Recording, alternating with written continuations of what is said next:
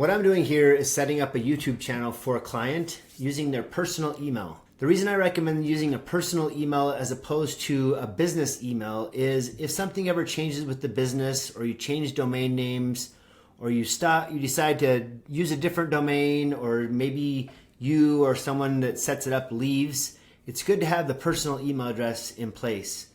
You can always brand the channel with the business name, but the personal email is a free Gmail account and not a paid Google Workspace or Microsoft Office email. So what I do first, I come over here and I go to your channel, and then I'm going to change this. I'm going to customize the channel, and we're going to call this Wood Stuff,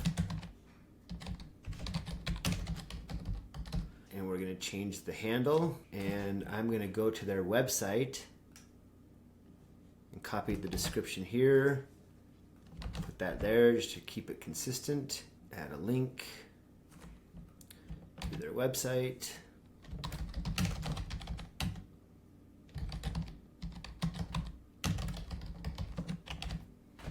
I'm not going to do the rest right now. I will change this. You can see I may have to shrink that down, the logo, but for now I'm going to use that.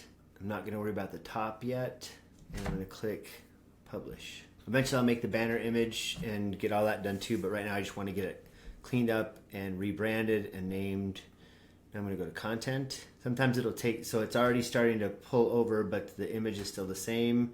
Customize channel, just double check that. Okay, it's all populating, it just takes a little bit. Okay, the next thing I'm going to do is click create, upload a video, select file, and there's the one we just did. And here, I'm not going to optimize this yet, but here's where I put in a good title. Put some information there. Playlist. I'm just going to call new playlist. No, it's not made for kids. Next. I'm not going to do related video right now. Next. And public. And publish. The video is uploading. It's almost done. It's got 9 seconds left. I'll click close. It's going to show up here in the content box.